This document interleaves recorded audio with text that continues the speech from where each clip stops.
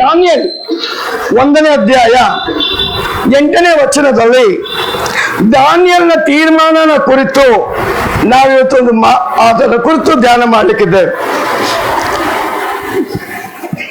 Daniel ತೀರ್ಮಾನ ಏನು? ದಾನಿಯೇಲನು ತಾನು ರಾಜನ ಭೋಜನ ಪದಾರ್ಥಗಳನ್ನು ತಿಂದು ರಾಜನು ಕುಡಿಯುವ ದ್ರಾಕ್ಷಾರಸವನ್ನು ಕುಡಿದು ತನ್ನನ್ನು ಅಶುದ್ಧ ಮಾಡಿಕೊಳ್ಳಬಾರದೆಂದು ನಿಶ್ಚಯಿಸಿ ಕಂಚುಕಿಯರ ಅಧ್ಯಕ್ಷನಿಗೆ ನಾನು ಅಶುದ್ಧನಾಗಲಾರೆ ಕ್ಷಮಿಸು ಎಂದು ವಿಜ್ಞಾಪಿಸಿದಾಗ ದೇವರು ಕಂಚುಕಿಯರ ಅಧ್ಯಕ್ಷನ ಮನಸ್ಸಿನಲ್ಲಿ ದಾನಿಯೇಲನ ಮೇಲೆ ಕನಿಕರವನ್ನು ದಯೆಯನ್ನು ಹಲ್ಲೆಲೂಯ. ಈ ಒಂದು ತೀರ್ಮಾನ ಬಹಳ ಕಠಿಣಕರ. ಈ ಒಂದು ಒಡಂಬಡಿಕೆ ಕಠಿಣಕರ. ಈ ಒಂದು ಥಾಟ್ಸ್ ದಾನಿಯೇಲನಲ್ಲಿ ಬಂದಿದೆಯಲ್ಲ, ಅದು ಸಾಧಾರಣವಾದ ಥಾಟ್ಸ್ ಅಲ್ಲ. ಅವನ ಯೋಚನೆ ಏನು? ನಮ್ಮ ದೇವರು ಶುದ್ಧವಾಗಿರೋದ್ರಿಂದ ನಾನು ಜೀವಂತವಾಗಿರುವ ದಿನದ ತನಕ ನಾನು ಶುದ್ಧನಾಗಿರಬೇಕು. ನನ್ನ ಆತ್ಮನ ನಾನು ಶುದ್ಧವಾಗಿಟ್ಟುಕೊಳ್ಳಬೇಕು ಅಂತ ದಾನಿಯೇಲನ ಒಂದು ತೀರ್ಮಾನ. ದೇವರ ವಾಕ್ಯ ಹೇಳ್ತದೆ, ದಾನಿಯೇಲ್ ಏನ್ ತೀರ್ಮಾನ ಮಾಡ್ತಾ ಇದ್ದಾನೆ? ರಾಜನ ಆಹಾರ ಪದಾರ್ಥಗಳನ್ನ ನಾನು ತಿಂದು ನನ್ನನ್ನು ನಾನು ಅಶುದ್ಧ ಮಾಡಿಕೊಳ್ಳಲಾರೆ. ದೇವರ ವಾಕ್ಯ ಹೇಳ್ತದೆ, ದಾನಿಯೇಲ್ ಎಂದರೆ ಕರ್ತನ ನ್ಯಾಯಾಧಿಪತಿ,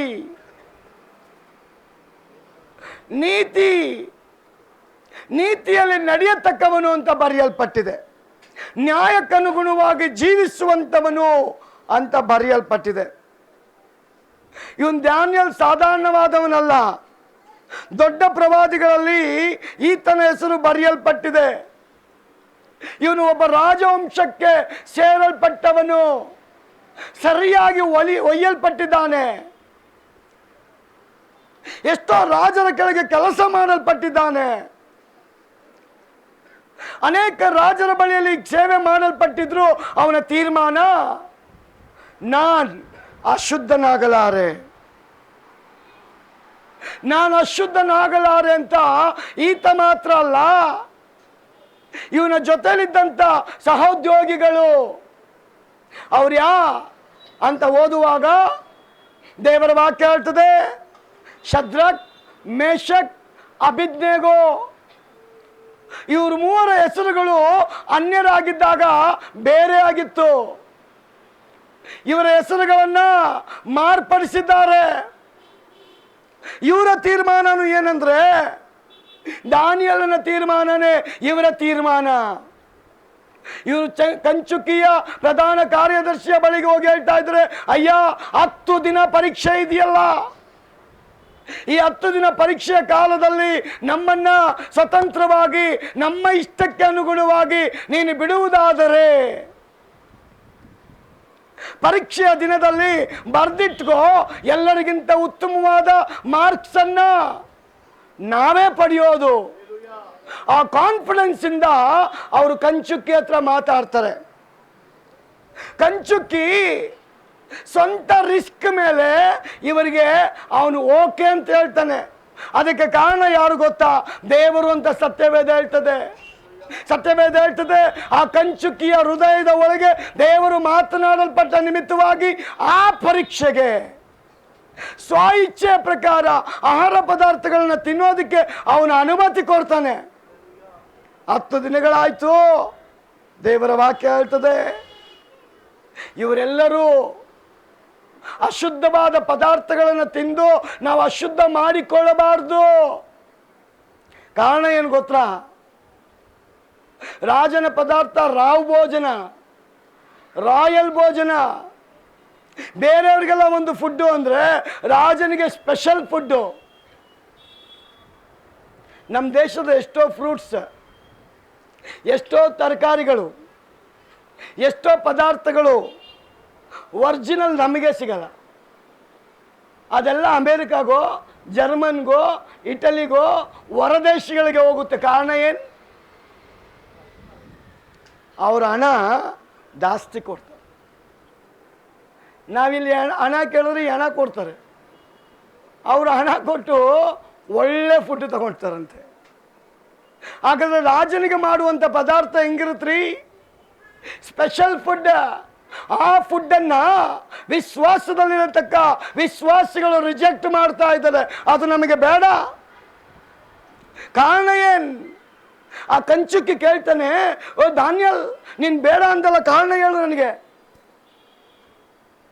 ಈಗ VIP ಆದರೆ ಏನು ಮಾಡ್ತಾರೆ ಗೊತ್ತಾ? ಅವನ ಸೆಕ್ಯೂರಿಟಿ ಫಸ್ಟ್ ತಿಂತಾನೆ. ಯಾಕಂದರೆ ಬಾಸ್ ಸಾಯಕ್ಕೆ ಮುಂಚೆ ಇವನು ಸಾಯಬೇಕು. ಒಂದು ವೇಳೆ ವಿಷ ಇದ್ದರೆ ಅವಾಗ ಬಾಸ್ ಅಂತ ನೀನು ಸತ್ತೋದ್ರೆ ನಿನ್ನ ಮನೆ ನಾನು ನೋಡ್ಕೊಳ್ತೀನಿ. ಹೌದು, ಹಂಗೇನೆ ಅಗ್ರಿಮೆಂಟ್ ಆಗಿರುತ್ತೆ. ಬಾಸಿಂದ ಸೆಕ್ಯೂರಿಟಿ ಸತ್ತೋದ್ರೆ ಅವನಿಗಿಷ್ಟು ಕೋಟಿ ಅಂತ ಅವ್ನು ಮೊದಲೇ ಬರೆದಿರ್ತಾನೆ, ಅಗ್ರಿಮೆಂಟ್ ಆಗಿರ್ತದೆ. ಅದಕ್ಕೆ ಧೈರ್ಯವಾಗಿ ಅವ್ನು ಬಂದು ನಿಂತಿರ್ತಾನೆ. ಮತ್ತು ಬಂದು ಸುಮ್ಮನೆ ನಿಂತ್ಕೊಳ್ಳಪ್ಪ ಅಂದರೆ ಅವ್ನು ಬರಲ್ಲ. ನಿನಗೋಗಿ ನಾನ್ಯಾಕೆ ಜೀವ ಕೊಡಲಿ ಅಂತಾನೆ ಅವನು ಅವನ ಮಕ್ಕಳು ಅವ್ರ ಮೊಮ್ಮಕ್ಕಳು ತಿಂದು ತೇಗಷ್ಟು ಒಂದು ಅಗ್ರಿಮೆಂಟ್ ಆಗಿದ್ರೇ ಅವನು ಆರಾಮಾಗಿ ಬಂದು ನಿಂತ್ಕೊಳ್ತಾನೆ, ನಾನು ನಿನ್ನ ಸೆಕ್ಯೂರಿಟಿ ಅಂತ. ಕಂಚುಕಿ ಕೇಳ್ತಾನೆ ದಾನಿಯಲ್ಗೆ, ರಾಜನ ಪದಾರ್ಥ ಆಹಾರ ಪದಾರ್ಥವನ್ನ ತಿನ್ನಲ್ಲ ಅಂತೆಲ್ಲ, ಅದಕ್ಕೆ ಕಾರಣ ಹೇಳು, ಆಮೇಲೆ ನಿನಗೆ ನಾನು ಪರ್ಮಿಷನ್ ಕೊಡ್ತೀನಿ. ಪ್ರಿಯ ಸಹೋದರಿ, ದಾನಿಯಲ್ಗೆ ಭಯ ಇಲ್ಲ.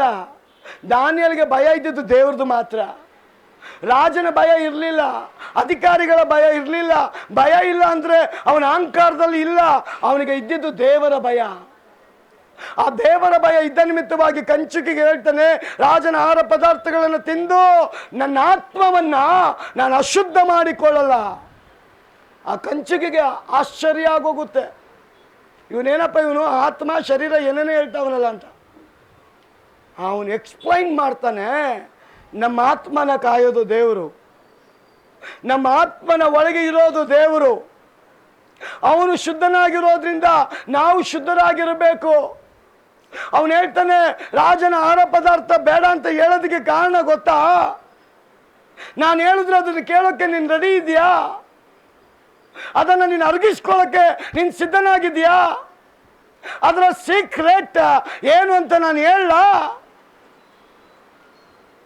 ದಾನಿಯಲ್ ಆ ಸೀಕ್ರೆಟನ್ನು ಕಂಚುಕಿಗೆ ಹೇಳ್ಬಿಡ್ತಾನೆ.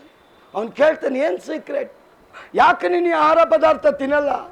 ಎಲ್ಲರಿಗಿಂತ ರಾಜನ ಮನೆಯಲ್ಲಿ ಅಡುಗೆ ಮನೆಯಲ್ಲಿ ಆಗುವಂಥ ಆ ಆಹಾರ ಪದಾರ್ಥ ಅದು ಶ್ರೇಷ್ಠವಾಗಿರುತ್ತಲ್ಲ, ಎಲ್ಲ ಫಸ್ಟ್ ಕ್ವಾಲಿಟಿನೇ ಹಾಕ್ತಾರಲ್ಲ, ಆದರೂ ಆ ಪದಾರ್ಥ ಬೇಡ ಅಂತಿರಲ್ಲ, ಕಾರಣ ಏನು? ಅವನ ಕಾರಣ ಕೊಡ್ತಾನೆ. ಆ ಕಾರಣ ಏನು?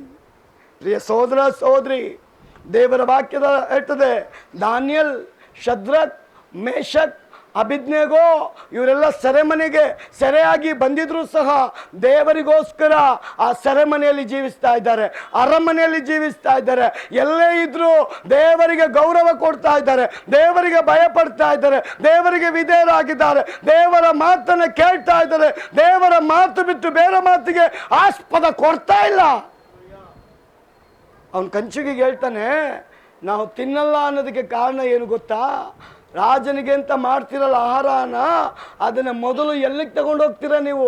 ಡೈರೆಕ್ಟಾಗಿ ರಾಜನ ಡೈನಿಂಗ್ ಟೇಬಲ್ಗೆ ಎತ್ಕೊಂಡು ಹೋಗ್ತೀರಾ? ಡೈನಿಂಗ್ ಟೇಬಲ್ಗೆ ಎತ್ಕೊಂಡು ಹೋಗಲ್ಲ ನೀವು, ರಾಜನ ಹತ್ರ ತಗೊಂಡು ಹೋಗಲ್ಲ ನೀವು.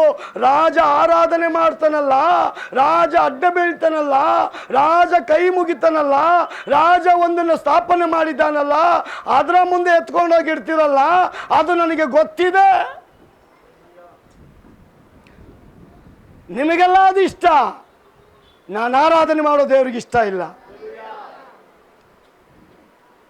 ನಿಮ್ಮ ಅವನಿಗೆ ಅದು ಇಷ್ಟ, ನಮ್ಮ ದೇವರಿಗೆ ಅದು ಕಷ್ಟ.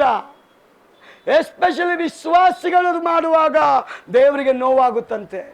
ದಾನಿಯಲ್ಗೆ ಗೊತ್ತಿತ್ತದು. ಅದಕ್ಕೆ ಶದ್ರಕ್, ಮೇಷಕ್, ಅಭಿಜ್ಞೆಗೋ ತೀರ್ಮಾನ ಮಾಡ್ತಾರೆ, ಇಲ್ಲ ಇಲ್ಲ ಇಲ್ಲ ಇಲ್ಲ ಇಲ್ಲ, ನಾವು ಜೀವ ಬಿಟ್ಟರೂ ಪರವಾಗಿಲ್ಲ, ನಾವು ಸತ್ತೋದ್ರೂ ಪರವಾಗಿಲ್ಲ, ನಾವು ಹಾಗೆ ಇದ್ರೂ ಪರವಾಗಿಲ್ಲ, ಊಟ ಕೊಟ್ಟಿಲ್ಲ ಅಂದ್ರೂ ಪರವಾಗಿಲ್ಲ, ಆನೆ ಕೈಯಲ್ಲಿ ತುಳಿಸಿದ್ರೂ ಪರವಾಗಿಲ್ಲ, ನಮ್ಮ ದೇವರಿಗೆ ಅಗೌರವ ತರುವಂಥ ಕಾರ್ಯ ನಾನು ಮಾಡಲ್ಲ. ಆ ಗಟ್ಟಿ ತೀರ್ಮಾನ ದೇವರಿಗೆ ಖುಷಿ ತಂತು. ನನ್ನ ದೇವರು ಒಬ್ಬನೇ ವಾಗ್ದಾನ ಮಾಡಿರೋದ್ರಿ, ಎಂಥ ಟೈಮಲ್ಲೂ ನಾನು ನಿಮ್ಮನ್ನ ಕೈ ಬಿಡಲ್ಲ.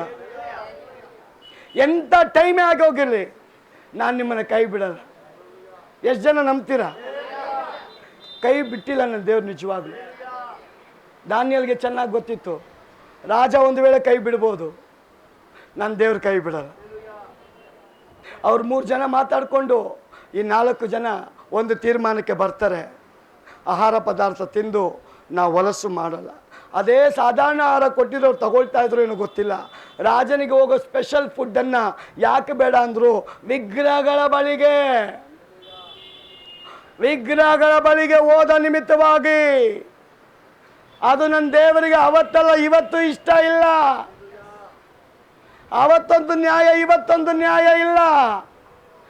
ದೇವಾದಿದೇವನು, ಜೀವ ಸ್ವರೂಪನಾಗಿರುವ ದೇವರು ಜೀವವುಳ್ಳವರಿಗೆ ಜೀವ ಕೊಡುವುದಕ್ಕೋಸ್ಕರ ನರಜನ್ಮದವನಾಗಿ ಭೂಲೋಕಕ್ಕೆ ಇಳಿದು ಬಂದಂಥ ಸತ್ಯವೇದ ಹೇಳ್ತದೆ.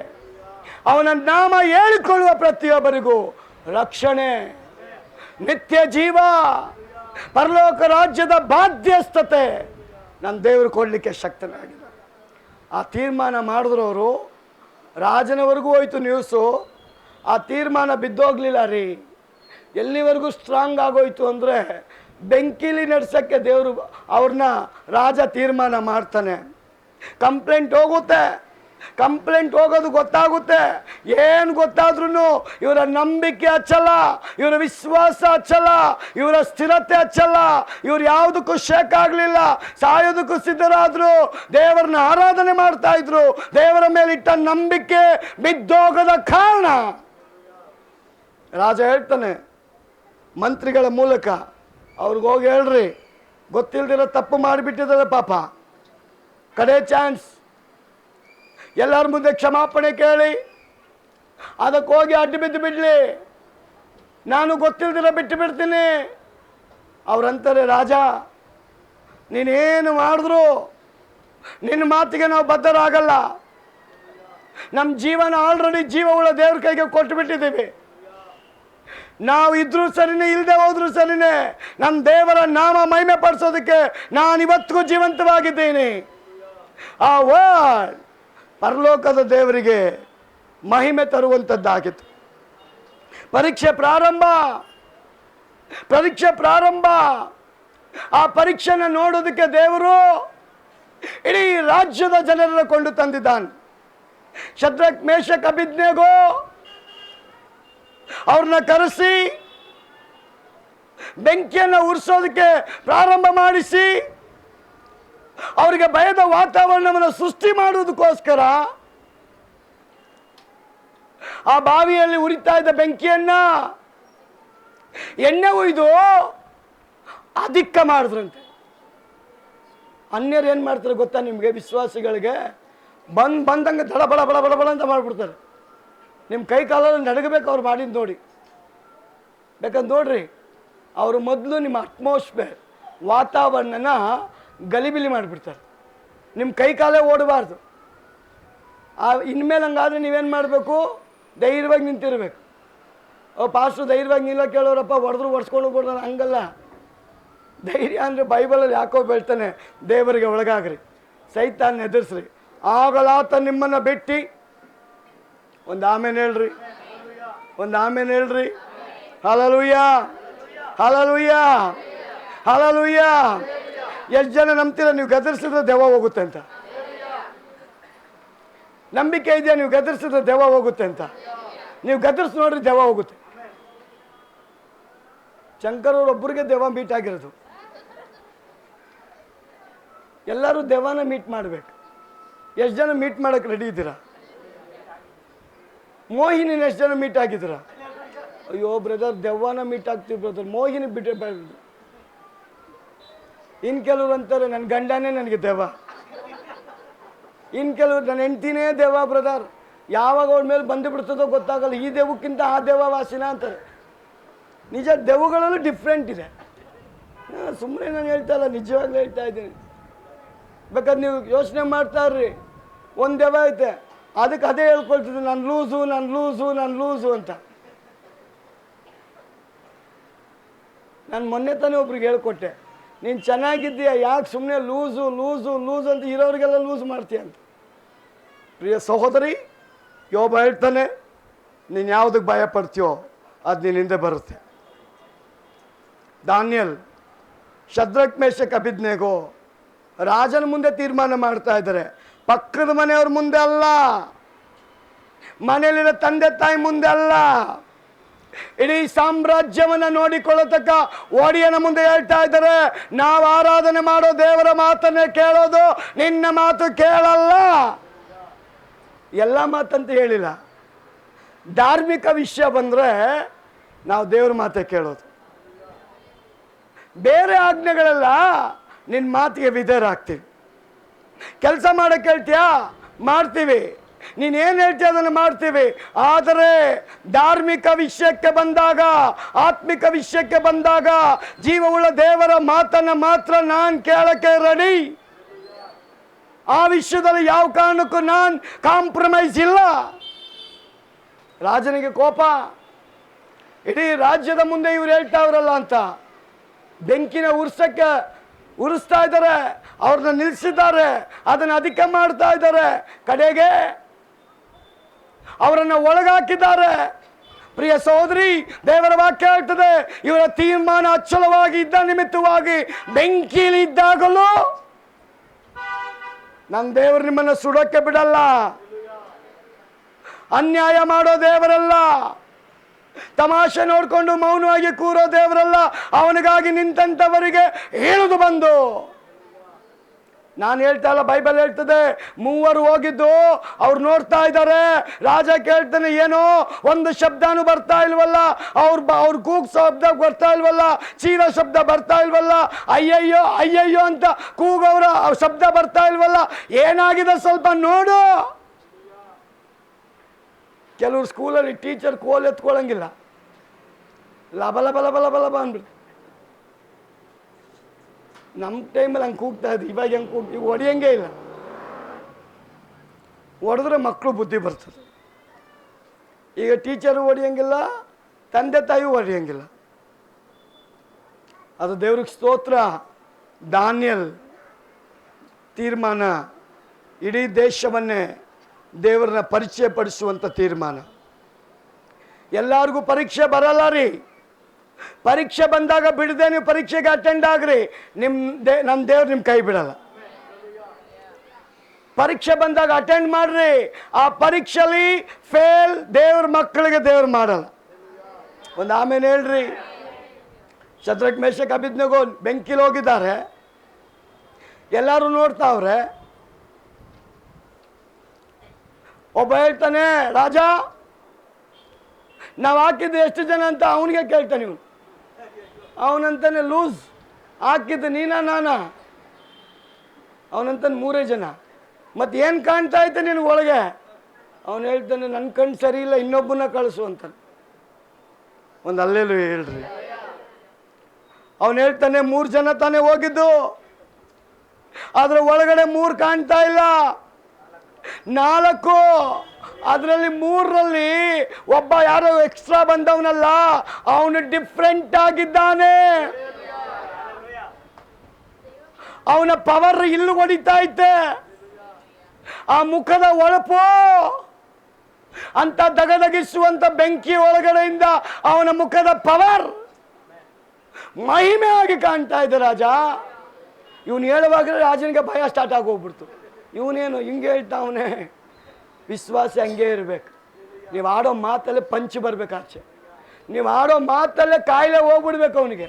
ನೀನು ಆಡೋ ಮಾತಲ್ಲಿ ದೆವ್ವ ಓಡೋಗಬೇಕು. ನೀನು ಆಡೋ ಮಾತಲ್ಲೇ ದೇವ್ರ ಶಕ್ತಿ ಇಳಿದು ಬರಬೇಕು. ಹಲ್ಲೆಲೂಯಾ. ಅದಕ್ಕೆ ದೇವರು ನಮ್ಮ ನಾಲಿಗೆಯಲ್ಲಿ ಜೀವ ಇಟ್ಟಿರೋದು. ನಾಲಿಗೆಯಲ್ಲಿರೋ ಜೀವನ ತಲೆಯಲ್ಲಿ ಇಟ್ಟಿದ್ರೆ ತಲೆ ಮಾತಾಡಲ್ಲ, ನಾಲಿಗೆನೇ ಮಾತಾಡೋದು. ಅದಕ್ಕೆ ದೇವ್ರು ಹೇಳ್ತಾನೆ, ನಿನ್ನ ನಾಲಿಗೆಯಲ್ಲಿ ಆಶೀರ್ವಾದ ಶಾಪ ಅಲ್ಲೇ ಇಟ್ಟುಬಿಟ್ಟಿದ್ದೀನಿ, ನೀವೇನು ನುಡಿತೀರೋ ಅದನ್ನು ನಾನು ರಿಲೀಸ್ ಮಾಡ್ತೀನಿ. ಅವರು ಹೋಗೋವಾಗಲೇ ಹಲ್ಲೆಲೂಯಾ ಸ್ತೋತ್ರ ಮಾಡ್ಕೊಂಡು ಹೋದರು. ಬರುವಾಗ ಜಯ ಕೊಟ್ಟ ದೇವರಿಗೆ ಸ್ತೋತ್ರ ಮಾಡ್ಕೊಂಡು ಮೂವರು ಹೋಗಿ 4 ನೋಡಿದ್ರಲ್ಲ, ಆ ಶಬ್ದ ಕೇಳುವಾಗ ರಾಜನಿಗೆ ಭಯ ಬಂದುಬಿಡ್ತು. ಅವನು ಇನ್ನೂ 4 ಜನನ ಕಳಿಸ್ತಾನೆ, ಕರೆಕ್ಟಾಗಿ ನೋಡೋಗ್ರು. ಇವ್ರೇನು ಹಿಂಗೆ ವರ್ಣಿಸ್ತಾವ್ರಲ್ಲ. ಕೆಲವ್ರಿಗೆ ವರ್ಣಿಸಕ್ಕೆ ಬರಲ್ಲ. ಚೆನ್ನಾಗಿಲ್ದೇವ್ರಂತ ಚೆನ್ನಾಗೈತೆ ಅಂತಾರೆ, ಚೆನ್ನಾಗಿರೋದನ್ನ ಚೆನ್ನಾಗಿಲ್ಲ ಅಂತಾರೆ. ಅದನ್ನು ನೀವು ಐಡೆಂಟಿಫೈ ಮಾಡ್ಕೊಬೇಕು. ಕೋಳಿಗೆ ಎಷ್ಟು ಕಾಲು ಹೇಳ್ರಿ? ನಾನು ನೋಡಿರೋ ಕೋಳಿಗೆಲ್ಲ 2 ಇರೋದು. ನೀವು ಕೆಲವ್ರು ಹೇಳ್ತಾರೆ 3 ಅಂದಾಗ ನೀವು ಸುಮ್ಮನೆ ಹೂ ಅಂದ್ಬಿಡ್ಬೇಕು. ಸುಮ್ಮನೆನೂ ಹೂ ಅನ್ಬಾರ್ದು. ನಿಮ್ಮ ವಾದ 2 ಅಂತಿರ್ಬೇಕು. ನಾನು ಯೇಸು ಹೇಳ್ತೇನೆ, ಸತ್ಯ ನುಡಿರಿ, ಸತ್ಯ ನಿಮ್ಮನ್ನು ಬಿಡಿ. ಪಾಸ್ಟ್ರೇ ಹೇಳೋರೆ 3 ಅಂತ ಹೇಳೋರೆ ಅಂತ ಊರೋಗೆಲ್ಲ ಹೋಗಿ ಆಮೇಲೆ ನೀವು 3 ಅಂದರೆ ನಿಮ್ಮ ನೆಳ್ಕೊಳಗೆ ಉಚ್ಚಾಸ್ಪದಲ್ಲಿ ಕೊಂಡಿಸ್ತಾರೆ. ನೀವು ಸತ್ಯ ನುಡಿರಿ, ಸತ್ಯ ಬಿಡುಗಡೆ ಮಾಡ್ತೀವಿ. ಆ ರಾಜನಿಗೆ ಅವ್ರು ಹೇಳಿದ್ರು, ನನ್ನ ದೇವ್ರು ಸತ್ಯ ದೇವರು, ಬೆಂಕಿಲಿ ನನ್ನ ರಕ್ಷಿಸಿದ. ಇನ್ನೊಂದು ಪರೀಕ್ಷೆ, ದಾನಿಯೇಲ್ ತೀರ್ಮಾನ ಗೆಲ್ಲಬೇಕಲ್ಲ. ಹಗಲು ರಾತ್ರಿ ಪ್ರಾರ್ಥನೆ ಮಾಡಿದ್ದಾನೆ. ಅವತ್ತು ಯೇಸು ಬಂದು ದಾನಿಯೇಲ್ಗೆ ಹೇಳಲಿಲ್ಲ, ದಾನಿಯೇಲ್ ಬೇಸರ ಮಾಡಿಕೊಳ್ಳದೆ ಪ್ರಾರ್ಥನೆ ಮಾಡು ಅಂತ. ಆದರೂ ದೇವರ ನಿಮಿತ್ತ ದಾನಿಯೇಲ್ ದಿನಕ್ಕೆ 3 ಆವರ್ತಿ ಎಡಬಿಡದೆ ಪ್ರಾರ್ಥನೆ ಮಾಡಿದ್ದಾನೆ. ಸೋತು ಹೋಗದೆ ಪ್ರಾರ್ಥನೆ ಮಾಡಿದ್ದಾನೆ, ನಿರೀಕ್ಷೆಯಿಂದ ಪ್ರಾರ್ಥನೆ ಮಾಡಿದ್ದಾನೆ. ಹಾಗಾದ್ರೆ ಅವನ ಕಾಲದಲ್ಲಿ ಅವನು ಮಾಡಲ್ಪಟ್ಟಂತ ವಿಜ್ಞಾಪನೆ ಪ್ರಾರ್ಥನೆ ಏನ್? ಇವ್ರು 2 ಲಕ್ಷ ಸಾಲದಲ್ಲವ್ರೆ, ಅವ್ರು 3 ಲಕ್ಷ ಸಾಲದಲ್ಲವ್ರೆ, ಅವ್ರಿಗೆ ಬಂಗಾರ ಬೇಕು, ಇವ್ರಿಗೊಂದು ಎಕರೆ ಜಾಗ ಬೇಕು, ಅವರು ಬ್ಲಡ್ ಕ್ಯಾನ್ಸರು, ಇವ್ರಿಗೆ ಕ್ಯಾನ್ಸರು, ಅದಕ್ಕೋಸ್ಕರ ಪ್ರೇಯರ್ ಮಾಡ್ಕೊಂಡು ಕೂತಿದ್ದ. ಬೈಬಲ್ ಬರ್ದಿಲ್ಲ ದಾನಿಯೇಲ್ ರೋಗಕ್ಕಾಗಿ ಪ್ರಾರ್ಥನೆ ಮಾಡ್ತಾ ಇದ್ದ ಅಂತ, ಹಣಕ್ಕಾಗಿ ಪ್ರಾರ್ಥನೆ ಮಾಡ್ತಾ ಇದ್ದ ಅಂತ. ಅವನ ಪ್ರಾರ್ಥನೆ ವಿಜ್ಞಾಪನೆ ಏನಾಗಿತ್ತು ಅಂದರೆ, ಇಡೀ ರಾಜ್ಯದ ಜನ ನಾನು ಆರಾಧನೆ ಮಾಡೋ ದೇವ್ರನ್ನ ಆರಾಧನೆ ಮಾಡಬೇಕು. ಅವಾಗ ಯಾರೆಲ್ಲ ಸೇರಿಕೊಂಡ್ರು?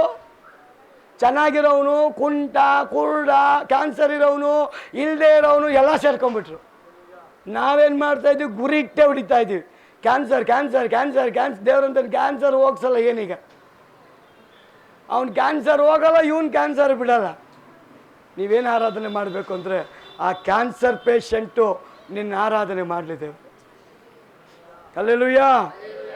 ಸಾಯೋನು ನಿನ್ನ ಆರಾಧನೆ ಮಾಡಲಿ ದೇವ್ರೆ ಅಂತ ಮಾಡಿ ನೋಡ್ರಿ, ಸಾಯಲ್ಲ, ಅವನು ಬದುಕಿಬಿಡ್ತಾನೆ. ದಾನಿಯೇಲ್ ತೀರ್ಮಾನ ಅಚಲವಾಗಿತ್ತು. ದಾನಿಯೇಲ್ ತೀರ್ಮಾನ ಅಚಲವಾಗಿದ್ದಕ್ಕೆ ದಾನಿಯೇಲ್ ಮೇಲೆ ಕಂಪ್ಲೇಂಟ್ ಬರುತ್ತೆ. ಅವನು ನಿನ್ನ ಬಿಟ್ಟು ಆ ಮನೇಲಿ ಕೂತ್ಕೊಂಡು ಪ್ರೇಯರ್ ಮಾಡ್ತಾನೇ ಇರ್ತಾನೆ. ರಾಜ ಕೇಳ್ತಾನೆ ಹೆಂಗೋ ಮಾಡ್ತಾನೆ ಅಂತ. ಅವನು ಕಂಪ್ಲೇಂಟ್ ಹೇಳೋನು ಹೋಗಿ ಮೊಣಕಾಲು ಹಾಕಿ ಒಂದು ಕಿಟಕಿ ಬಾಗಿಲನ್ನು ಓಪನ್ ಮಾಡಿ ಮೊಣಕಾಲು ಹಾಕಿ 2 ಕೈ ಎತ್ತಿ ಹಿಂಗೆ ಮಾಡೋದು ಅಂತಾನೆ. ರಾಜನಿಗೆ ಕೋಪದ ಮೇಲೆ ಕೋಪ. ನಾನು ಇವ್ರಿಗೆ ಅಂತ ಇಷ್ಟು ದೊಡ್ಡದನ್ನು ಇಟ್ಟಿದ್ದೀನಿ, ಇದಕ್ಕೆ ಆರಾಧನೆ ಮಾಡ್ರು ಅಂದರೆ ಬಿಟ್ಟು ಯಾವುದೋ ಮಾಡ್ತಾವ್ರು ಅಂತ ದಾನಿಯೇಲ್ ಕಂಪ್ಲೇಂಟ್ ಗೊತ್ತಾದಾಗ, ಅವನಿಗೆ ನ್ಯೂಸ್ ಬಂದಾಗಲೂ ಪ್ರೇಯರ್ ಕಡಿಮೆ ಆಗಿಲ್ಲ. ಅವನಿಗೆ ನ್ಯಾಯ ತೀರ್ಪು ಮಾಡೋ ದಿನ ಗೊತ್ತಾದಾಗಲೂ ಪ್ರಾರ್ಥನೆ ಕಡಿಮೆ ಮಾಡಿಲ್ಲ. ಅವನಿಗೆ ಶಿಕ್ಷೆ ಆಗುತ್ತೆ ಅಂತ ಗೊತ್ತಾದಾಗಲೂ ಅವನ ಒಂದು ಪ್ರಾರ್ಥನೆ ಕಡಿಮೆ ಆಗಿಲ್ಲ. ಇದೇ ದಾನಿಯೇಲ್ಗೆ ದೇವರು ಹೇಳ್ತಾನೆ, ದೂತನ್ನ ಕಳಿಸಿ, ದಾನಿಯೇಲ್ ನಿನ್ನ ವಿಜ್ಞಾಪನೆ ಆರಂಭದಲ್ಲೇ ನನ್ನ ಮುಂದೆ ಬಂದಾಯ್ತು. ಯಾರಿಗೂ ಬರ್ದಿಲ್ಲ, ದೇವರು ದಾನಿಯೇಲ್ಗೆ ಬರೆಸ್ತಾನೆ. ನಿನ್ನ ಬಲಪಡಿಸೋದಕ್ಕೆ ದೇವರು ನನ್ನ ಕಳಿಸಿದ. ಹಲ್ಲೆಲೂಯಾ. ನೋಡಿ ಇನ್ನೆಷ್ಟು ಪವರ್ಫುಲ್ ದಾನಿಯೇಲ್ ಪ್ರೇಯರ್. ಅವನಿಗೆ ದೇವರು ಹೇಳ್ತಾರೆ, ನಿನ್ನನ್ನು ಬಲಪಡಿಸೋದಕ್ಕೆ ವಿಜ್ಞಾಪನೆ ದೇವರ ಹತ್ರ ಬಂತಲ್ಲ, ನಿನ್ನ ನಿಮಿತ್ತ ಆ ವಿಜ್ಞಾಪನೆ ಕೇಳಲ್ಪಟ್ಟ ದೇವರು ನನ್ನನ್ನು ಕಳಿಸಿದ. ನಿನ್ನನ್ನು ಬಲಪಡಿಸೋದಕ್ಕೆ. ಪ್ರಿಯ ಸಹೋದರಿ, ಈ ಮಧ್ಯಾಹ್ನ ನೀನು ನಂಬುವುದಾದ್ರೆ, ನಿನ್ನ ಪ್ರಾರ್ಥನೆ ಕೇಳೋದಕ್ಕೆ, ನಿನ್ನನ್ನು ಬಲಪಡಿಸೋದಕ್ಕೆ ಪರಲೋಕದ ದೇವರು ನಿನಗಾಗಿ ತನ್ನ ಆತ್ಮನನ್ನು ಕಳಿಸಿಕೊಟ್ಟಿದ್ದ. ಎಷ್ಟು ಜನ ಬಿಲೀವ್ ಮಾಡ್ತೀರಾ? ದಾನಿಯೇಲ್ ಆರಂಭದಲ್ಲೇ ಪ್ರಾರ್ಥನೆಗೆ ಜಯ ಹೊಂದ್ಕೊಂಡ್ಬಿಟ್ಟ. ಓ, ಜಯ ಸಿಕ್ತು ಅಂತ ಮೌನವಾಗಿಲ್ಲ. ಅವನ ಗುರಿ ಏನ್? ಅವ್ರ ದರ್ಶನ ಏನು, ಅವನ ಯೋಚನೆ ಏನು, ಅವನ ಆಸೆ ಏನು? ನಾನು ಆರಾಧನೆ ಮಾಡೋ ದೇವರನ್ನೇ ಈ ಜನ ಆರಾಧನೆ ಮಾಡಬೇಕು. ಅವನಿಗೆ ಬೇರೇನು ಆಸೆ ಇರಲಿಲ್ಲ. ಆ ಆಸೆ ರಾಜನಿಗೆ ಗೊತ್ತಿಲ್ಲ. ರಾಜನಿಗೆ ಕಂಪ್ಲೇಂಟ್ ಹೋಗಿದ್ದನು, ನಿನಗೆ ಅವಿಧೇನಾಗಿ ನಡೀತಾ ಇದ್ದಾನಲ್ಲ, ಎಲ್ಲರಾಗಿ ಇವನಿಗೂ ನಿನ್ನ ಶಿಕ್ಷೆ ಕೊಡು, ಎಲ್ಲರಿಗೂ ಒಂದೇ ನ್ಯಾಯ ಅಲ್ಲ. ಆ ರಾಜ ಒಪ್ಕೊಳ್ತಾನೆ. ಆದರೆ ಪ್ರಿಯ ಸಹೋದರಿ, ಎಷ್ಟೊಂದು ಮನನೊಂದು ಅವನು ಬರೀತಾನೆ ಅಂದರೆ, ದಾನಿಯಲ್ನ ಅವನು ಸಂತೋಷವಾಗಿ ಸಿಂಹದ ಗವಿಗೆ ಹಾಕಲ್ಲ. ಅವನು ನೋವಿಂದ, ವೇದನೆಯಿಂದ. ಬೈಬಲ್ ಹೇಳ್ತದೆ, ಯಾವ ರಾಜ ಈ ಆಜ್ಞೆ ಮಾಡಿದ್ನೋ, ಯಾವ ರಾಜ ಸಿಂಹದ ಗವಿಲಿ ಹಾಕಕ್ಕೆ ಹೋಗ್ತಾ ಇದ್ದನೋ, ಆ ರಾಜ ಆ ಗುಹೆಯಲ್ಲಿ ಹಾಕಲ್ಪಟ್ಟ ಮೇಲೆ ಊಟ ಮಾಡಿಲ್ಲ. ಎಲ್ಲ ಮೀಟಿಂಗ್ ಕ್ಯಾನ್ಸಲ್. ಯಾವ ಔತಣ ಇಲ್ಲ, ಯಾವ ಪಾರ್ಟಿ ಇಲ್ಲ, ಯಾವ ಇನಾಗ್ರೇಷನ್ ಇಲ್ಲ, ಯಾವ ಸಂಧಿಸುವಿಕೆ ಇಲ್ಲ. ಯಾರಿಗೂ ಅಪಾಯಿಂಟ್ಮೆಂಟ್ ಇತ್ತೋ ಎಲ್ಲ ಕ್ಯಾನ್ಸಲ್. ದಾನಿಯಲ್ನ ನಿಮಿತ್ತ ಅವನು ಶೋಕದಲ್ಲಿದ್ದಾನೆ. ರಾತ್ರಿ ನಾಟ್ಯ ಆಡ್ತಾವ್ರೆಲ್ಲ ಬಂದವ್ರೆ, ಕ್ಯಾನ್ಸಲ್. VIP ಬಂದವ್ರೆ, ಕ್ಯಾನ್ಸಲ್. ಪಕ್ಕದ ರಾಜ್ಯದ ರಾಜರು ಬಂದವ್ರೆ, ಕ್ಯಾನ್ಸಲ್. ಅವನ ಹೃದಯ ಒಡೆದೋಗಿದೆ. ಒಳ್ಳೆ ವ್ಯಕ್ತಿಗೆ ನಾನು ಶಿಕ್ಷೆ ಕೊಟ್ಟುಬಿಟ್ನಲ್ಲ ಅಂತ ಅವನ ಪ್ರಾರ್ಥನೆ ದೇವರು ಕೇಳಿದ್ದಾನೆ. ದೇವರ ವಾಕ್ಯ ಹೇಳ್ತದೆ, ಆರಂಭದ ದಾನಿಯಲ್ನ ತೀರ್ಮಾನ ದೇವರು ಸಾಯುವಾಗ ಕೈ ಬಿಡಲ್ಲ. ಅದರ ಪರಿಣಾಮ ದಾನಿಯಲ್ ಮೂಲಕನೇ ಇಡೀ ರಾಜ್ಯದ ಜನ ರಕ್ಷಣೆಗೆ ಬರುವಾಗ, ಅವ್ರ ದೇವರನ್ನ ಆರಾಧನೆ ಮಾಡುವಾಗ ಯಾವ ರಾಜ ಶಿಕ್ಷೆಗೆ ಒಳಪಡಿಸಿದ್ನೋ ಅದೇ ರಾಜನ ಬಾಯಲ್ಲಿ ರಾಜಾಜ್ಞೆಯನ್ನು ದೇವರು ಹೊರಡಿಸ್ತಾನೆ. ಪ್ರಿಯ ಸಹೋದರಿಯೇ, ದಾನಿಯಲ್ನ ಸಂಗಡ ದೇವರು ಇದ್ದ ನಿಮಿತ್ತವಾಗಿ ಹಸಿದಂತ ಸಿಂಹ ದಾನಿಯಲ್ನ ನೋಡಿ ಸುಮ್ಮನಾಗಿಲ್ಲ. ದಾನಿಯಲ್ಲ ಒಳಗಡೆ ಆ ಸಿಂಹಗಳಿಗೆ ಯಾರು ಕಾಣ್ತಾ ಇದ್ದಾರೆ? ಸೃಷ್ಟಿಕರ್ತ ಕಾಣಲ್ಪಟ್ಟ ನಿಮಿತ್ತ ಹಸಿದಂತ ಸಿಂಹ ಬಾಲ ಮುದುರ್ಕೊಂಡು ಮೌನವಾಗಿತ್ತಂತೆ. ಅದಕ್ಕೆ ದೇವರ ವಾಕ್ಯ ಹೇಳ್ತದೆ, ಯಾರನ್ನು ನುಂಗಲಿ ಅಂತ ಗರ್ಜಿಸುವ ಸಿಂಹ ತಿರುಗಾಡ್ತಾ ಇದ್ದಾನೆ, ಅದನ್ನು ನೋಡಿ ನೀವು ಭಯ ಪಡಬೇಡ್ರಿ. ನಿಮ್ಮ ಒಳಗಿರತಕ್ಕವನು ಯೂದ ಕುಲದ ಸಿಂಹ. ಆ ಸಿಂಹ ಇರುವಾಗ ವೇಷಧಾರಿಯಾದ ಸಿಂಹ ನಿಮ್ಮನ್ನೇನು ಮಾಡೋದಿಲ್ಲ. ಅದಕ್ಕೆ ದೇವರು ಅವಾಗವಾಗ ಹೇಳ್ತಾನೆ, ನಿಮ್ಮ ಹೃದಯ ಕಳವಳಗೊಳ್ಳದಿರಲಿ, ನಿಮ್ಮ ಹೃದಯ ಧೈರ್ಯವಾಗಿರಲಿ, ಭಯ ಪಡಬೇಡ್ರಿ. ಸಿಚುವೇಶನ್ನ ನೋಡಿ ಭಯ ಪಡಬೇಡ್ರಿ, ಸನ್ನಿವೇಶನ ನೋಡಿ ಭಯ ಪಡಬೇಡ್ರಿ, ಪರಿಸ್ಥಿತಿಗಳನ್ನ ನೋಡಿ ಭಯ ಪಡಬೇಡ್ರಿ, ಬರೋ ಸುದ್ದಿಗಳನ್ನ ಕೇಳಿ ಭಯ ಪಡಬೇಡ್ರಿ. ನಾನು ನಿಮ್ಮ ಸಂಗಡ ಇದ್ದೀನಿ. ನೀನು ಸಾಯುವಾಗಲೂ ನಂಬಿಗಸ್ತನಾಗಿ ನನ್ನ ದೇವ್ರು ನಿಮ್ಮನ್ನು ಕೈ ಬಿಡಲ್ಲ. ದಾನಿಯಲ್ನ ದೇವ್ರು ಕೈ ಬಿಡಲಿಲ್ಲ. ಶದ್ರಕ್ ಮೇಷಕ್ ಅಬೇದ್ನೆಗೋನ ದೇವ್ರು ಕೈ ಬಿಡಲಿಲ್ಲ. ಯಾವ ರಾಜ ಇವರಿಗೆ ಶಿಕ್ಷೆ ಒದಗಿಸಿದ್ನೋ ಅದೇ ರಾಜ ಹೇಳ್ತಾನೆ, ದಾನಿಯಲ್ನ ದೇವರೇ, ದಾನಿಯಲ್ ಆರಾಧನೆ ಮಾಡುವಂಥ ದೇವರೇ, ನಾನು ಆರಾಧನೆ ಮಾಡಕ್ಕೆ ಹೋಗ್ತಾ ಇದ್ದೀನಿ. ನಾನೇ ಆರಾಧನೆ ಮಾಡಿದ ಮೇಲೆ ನನ್ನ ದೇಶದ ಪ್ರಜೆಗಳು ಅದೇ ದೇವರನ್ನ ಆರಾಧನೆ ಮಾಡಬೇಕು. ನಿಮ್ಮೆಲ್ಲರ ಮನೆಯಲ್ಲಿ ಅದೇ ದೇವರ ಪ್ರಸನ್ನತೆ ಇರಬೇಕು. ಯಾರ ಮನೇಲಾದರೂ ಚೇಂಜ್ ಆದರೆ ದಾನಿಯಲ್ಗಾದ ಗತಿ ನಿಮಗೆ ಅಂತ ಒಂದು ಅಲ್ಲೆಲ್ಲೂ ಹೇಳಿ. ದಾನಿಯಲ್ ಗತಿ ಏನಾಯಿತು? ಇವರೆಲ್ಲ ಕಂಪ್ಲೇಂಟ್ ಕೊಟ್ಟು ಒಳಗೆ ಹಾಕ್ಸಿದ್ರು. ಅವನೇನು ಎದ್ದು ಬಂದುಬಿಟ್ಟ. ಹೆಂಗೆ ಸರ್ಕಸ್ ಮಾಡಿಸಿ ತೋರಿಸಿದ್ರಲ್ಲ, ಹಿಂಗೆ ದಾನಿಯಲ್ ಕೈ ಎತ್ತಿ ಮುಗಿಯೋದು ಅಂತ, ಆ ಕೈ ಎತ್ತದವನ್ನ ಕಾಲೆತ್ತದವನ್ನ ಎಲ್ಲ ಎತ್ಕೊಂಡೋಗಿ ಒಳಗೆ ಹಾಕ್ಬಿಟ್ರು. ಹಾಂ, ದಾನಿಯಲ್ ಮೇಲೆ ದೂರು ವರ್ಷದವ್ರನ್ನು ಅವರ ಹೆಂಡತಿ ಮಕ್ಕಳನ್ನು. ಇದಕ್ಕೇನು ಒಂದು ಅರ್ಥ ಗೊತ್ತಾ? ಮಾಡ್ದವನ್ ಪಾಪ ಏನಂತೆ? ಮಾಡ್ದವನ್ ಪಾಪ ಆಡ್ದವನ್ ಬಾಯಿ ಇರುತ್ತೆ. ನಮ್ಮ ಬಾಯಲ್ಲಿ ಸ್ತೋತ್ರ ಮಾತ್ರ ಇರಿ, ಪವರ್ ಜಾಸ್ತಿ ಆಗುತ್ತೆ. ಒಂದು ಅಲ್ಲೆಲ್ಲೂ ಹೇಳ್ರಿ.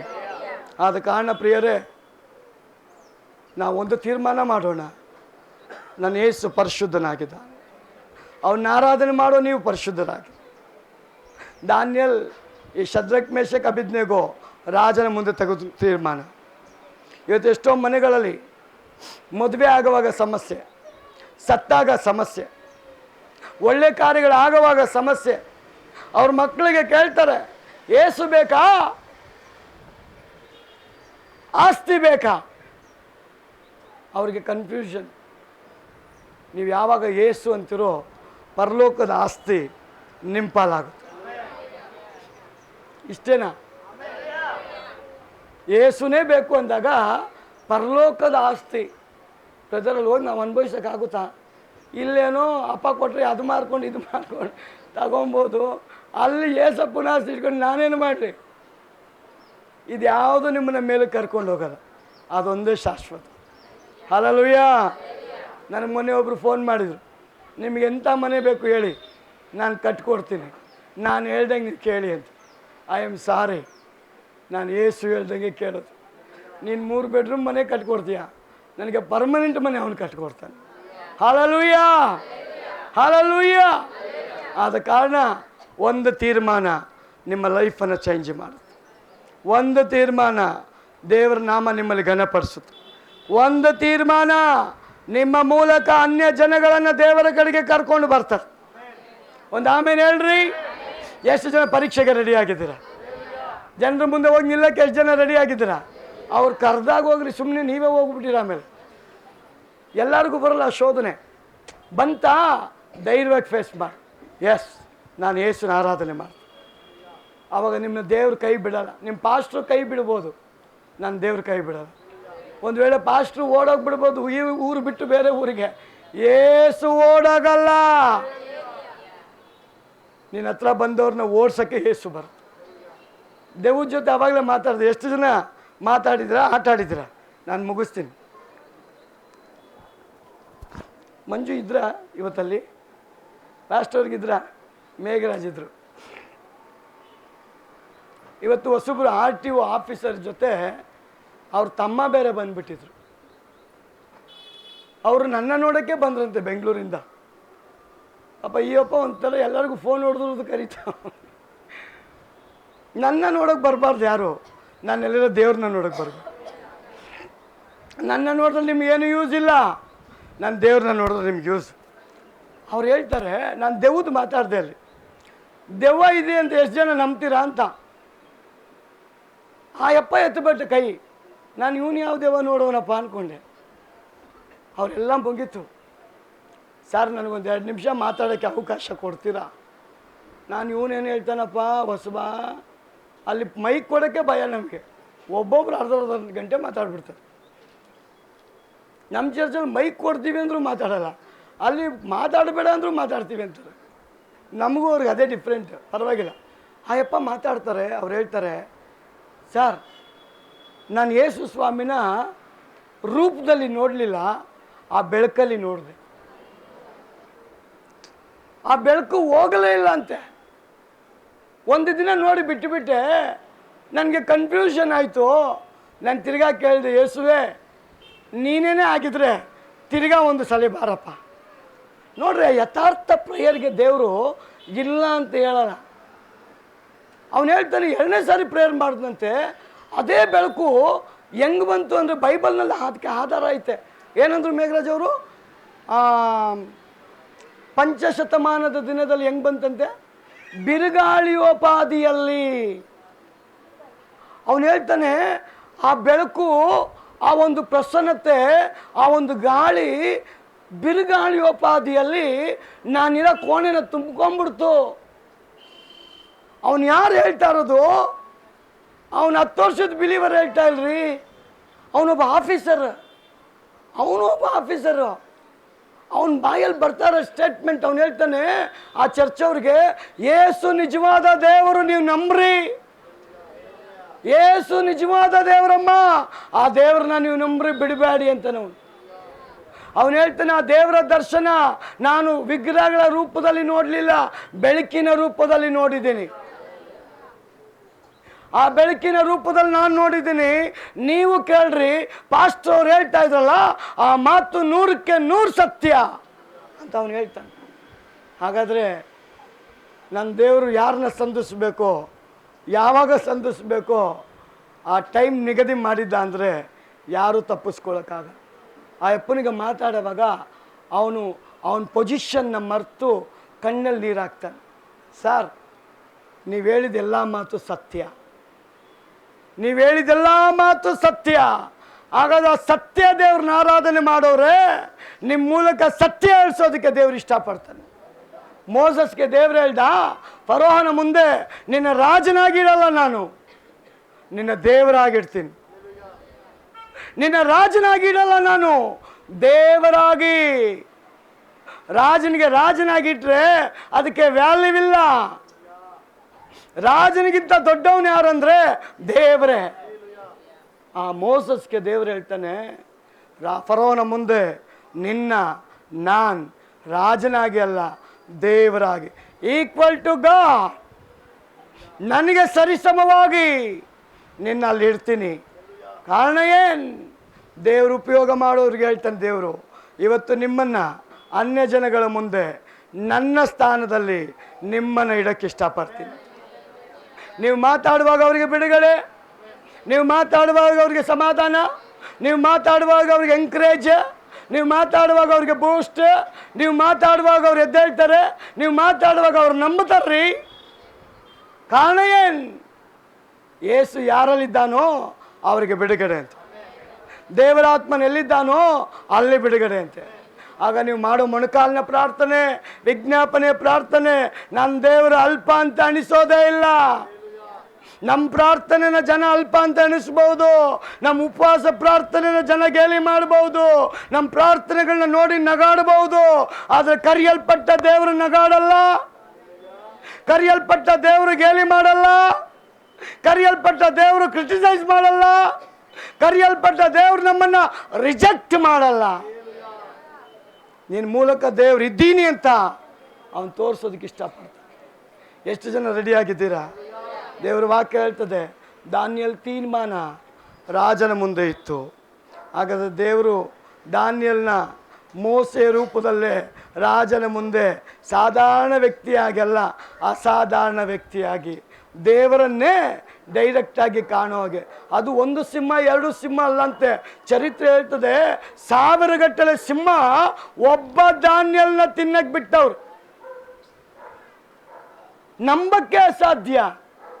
ಒಂದು ದಾನಿಯೇಲ್ಗೆ ಎಷ್ಟು ಸಿಂಹ ಬೇಕಾಗಿತ್ತು?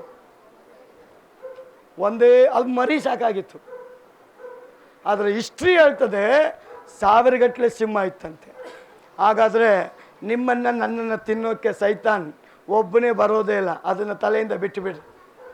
ಬರೋ ಸೈತಾನ್ ಹೆಂಗೆ ಬರ್ತಾನೆ ಗೊತ್ತಾ? ಹಂದಿ ಹೆಂಗೆ ಬರ್ತದ್ರಿ? ಹಂದಿ ನೋಡಿದ್ದೀರಾ? ಹಂದಿ ನೋಡಿದ್ದೀರಾ? ನಾನು ಬೆಂಗಳೂರಲ್ಲಿ ಹಂದಿನೇ ನೋಡಿರಲಿಲ್ಲ, ಊಟದಾಗಿಂದ ಹಂದಿನೇ ನೋಡಿ. ನಿಜ, ಈ ಊರಿಗೆ ಬಂದ ಮೇಲೆ ನಾಯಿನೇ ನೋಡಿಲ್ಲ ನಾನು, ಹಂದಿ ಅಷ್ಟು ನೋಡಿಬಿಟ್ಟೆ. ಕಾರಣ ಏನು? ಹಂದಿ ಬಂದರೆ ಒಂದು ಬರಲ್ಲ. ಅದಕ್ಕೆ ದೆವ್ವನ ಯಾವುದ್ರ ಮೇಲೆ ಓಡಿಸಿದ ದೇವರು? ದೆವ್ವ ಹಂಗದು ಎಷ್ಟಿತ್ತು? 1-2 ಗಂಟೆ ಹೆಂಡತಿ ಬಂದಿದ್ದರೆ ಯಾವುದ್ರೂ ಒಂದ್ರ ಮೇಲೆ ಕಳಿಸಿರೋ ದೇವರು. ಅದು ಹಿಂಡಿತ್ತಂತೆ. ಇವನ ಮೇಲೆ ಇದ್ದಿದ್ದು ಹಿಂಡೆ. ಅವನು ಯಾವನು ಮೇಯ್ಸಕ್ಕೆ ಬಂದಿದ್ದು ಕುರಿನಲ್ಲ. ಬೈಬಲ್ನಲ್ಲಿ ತುಂಬ ಜನ ಮೇಯಿಸಿದ್ದು ಕುರಿನ.